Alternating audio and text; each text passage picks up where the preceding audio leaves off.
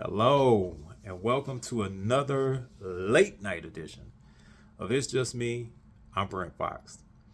I'm going to be here for a good time, not a long time. I'm here to talk about boxing tonight. So, without further ado, we're going to get into these particular matchups. I'm only going to be talking about two matchups tonight, one of which is Wilder versus Chisora. The other is Caroline Dubois versus Terry Harper. Okay. So the first one, of course, is Deontay Wilder versus Derek Chisora. Deontay Wilder, who is 44-4-1, versus Derek Chisora, who is 36-13 I'm sorry. Will be fighting.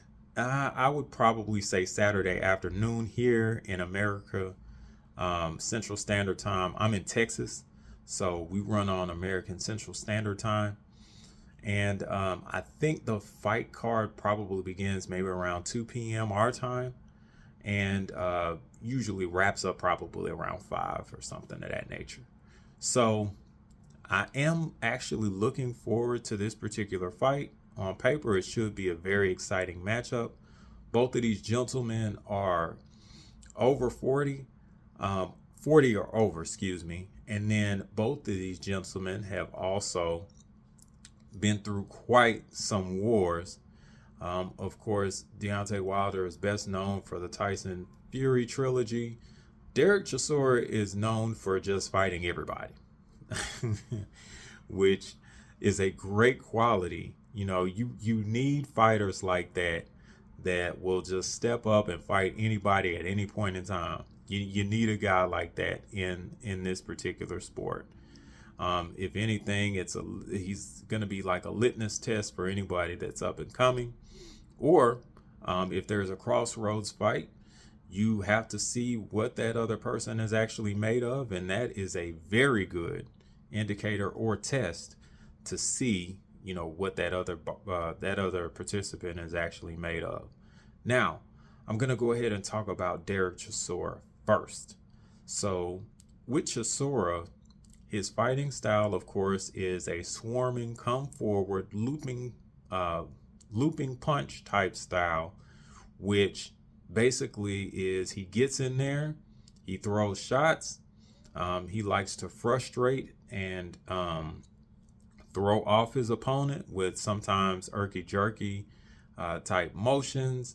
Of course, the punch is actually coming from very odd angles. Being able to effectively smother, being able to effectively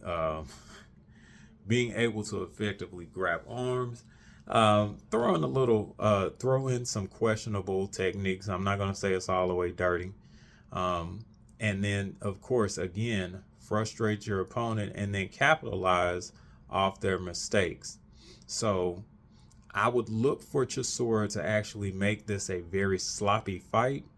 I think that the looping shots that Chisora likes to throw could be available, but I'll get into maybe why they won't be as effective as he may think.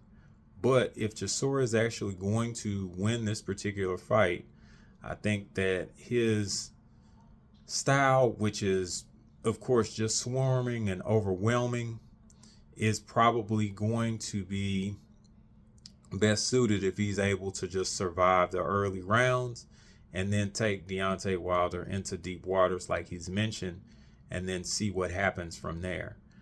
Now, I think that Chisora, if he is able to make sure that once he's inside Wilder, he's able to effectively land his shots, and I would say probably particularly to the body. If he's able to actually hit Deontay Wilder in the body very early, it will probably establish a tone.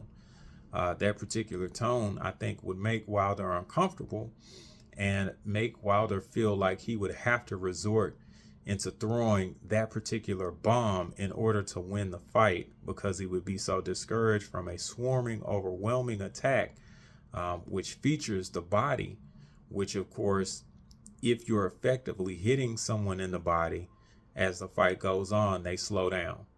So I think his best bet, of course, is to just basically be himself, but actually adjust what he does to the body to begin with. And then once the waters get deeper into the fight, which is going to be like the 8th round on, then at that point, I think that if you have any good conditioning, and I'll mention why, if you have any good conditioning, I would probably turn it on between those particular rounds. Um, and that would be, that would be the most effective strategy for Derek Chisora to win. Now, as far as Deontay Wilder, he has a very dynamic and explosive style. That particular style depends on his featured punch, which of course is the straight right hand. And then, of course, a sorely underestimated tool that Wilder actually has is a left hook. It is very devastating if it actually lands. And what I would probably say is that if Wilder is able to feature a jab, which looked good in the training videos that he was doing for this particular fight, if he is able to actually just pump that jab into the chest and also just the eyesight of Derek Chisora to actually just kind of keep him at bay, throw him off rhythm, frustrate him, and then have him walk into something, that would probably be Wilder's best bet. I think that it would also be effective for Wilder to actually attack the body of Chisora as well, because he came in at a not so healthy 266 pounds. I think that he is probably ready for retirement and is basically shown up at this particular camp thinking it is what it is. And since this is his last fight anyway, he just wants to be comfortable. And since there's not a mandatory requirement for weight at heavyweight, you can eat whatever you want. You can pretty much drink whatever you want. As long as you're able to effectively do your job at whatever weight you're at, then, it's all good. Now, what I would probably be very cautious about if I was Wilder is probably going to be the techniques of Derek Chisora. Derek Chisora likes to grapple. Derek Chisora likes to hold. He will actually, from a time or two, throw a headbutt in.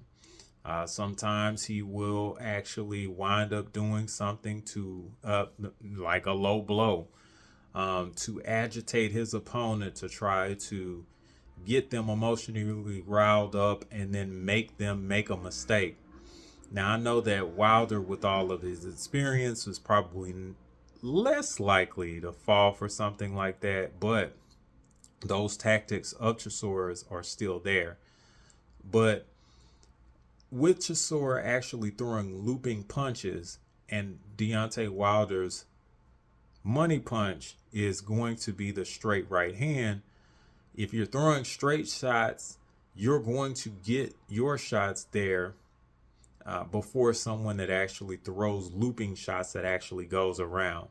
So what I would look for if Wilder were to particularly win this fight, again, you have to feature the jab. And then if you are able to feature the jab effectively, then I would hook off of that jab. And what I mean by that is if you're pumping the jab in someone's face, then eventually you should be able to hook off of it and just throw them off rhythm. If you are able to effectively keep that jab in someone's face and that distract them, then of course a hook is basically a lateral punch that comes around. And if you are so used to having to deal with something coming straight at you, your eyes kind of condition itself to deal with that, but it's not going to condition itself to actually focus on something that's coming suddenly from this particular direction. So that's how most people actually get caught with hooks. And that's why that's why old school trainers actually preach hooking off that particular jab, because that jab is actually going to set the pace and it's going to set the table for everything else. And then if it effectively does that, then that hook comes in and it's more effective. And again, Deontay Wilder has a very, very dangerous left hook. And I think a lot of people sorely underestimate that. And you know what else can actually come off of that hook? You guessed it, that straight right hand. So if you are able to effectively hook, you come back and you throw that straight right, then yeah, you can effectively end that fight. So I'm looking for Wilder to actually be who actually does look focused. I'm looking for him to effectively execute that particular game plan. Now, what I will say is this: if I am strictly looking at this from a boxing perspective, and I am looking at strictly the styles, I'm not looking at anything else like people coming in overweight, anything else like that. If I'm strictly looking at the styles, then I know that one particular style is a lot more consistent, which is Derek Chisora's swarming style, and him just relentlessly coming forward round after round after round after round. Deontay Wilder's fight style is a bit more explosive and unpredictable, but if that particular style can be neutralized a lot, has a better chance of being neutralized a lot more than someone with a relentless style that keeps coming forward. So if I'm just scientifically thinking about it, then Chisora should actually win this fight. If I'm actually looking at if I'm actually looking at the situation for what it actually is, I think that Wilder has actually improved some things in this particular camp, particularly his jab. I think that has actually looked promising, and I think that that left hook is actually going to wind up being featured as a result. Um,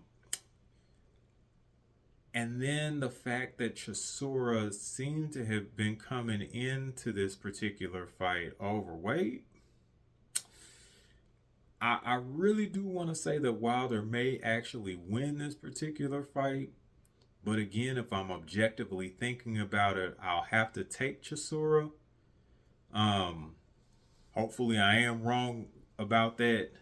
Shout outs to your usual suspect six. I think Stay Ready was the only person that took Derek Chisora. Now, what I will say is this: even though Deontay Wilder is someone that is actually supposed to be celebrated and appreciated for the stance that he actually takes as far as black people and social injustices and the things that we actually have to go through as black Americans. He is definitely always going to be a champion with me because of those particular principles.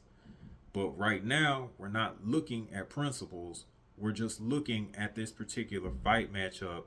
And I'm only, I am only basing this off the styles, and then also excuse me, just basic, just basic boxing matchup knowledge.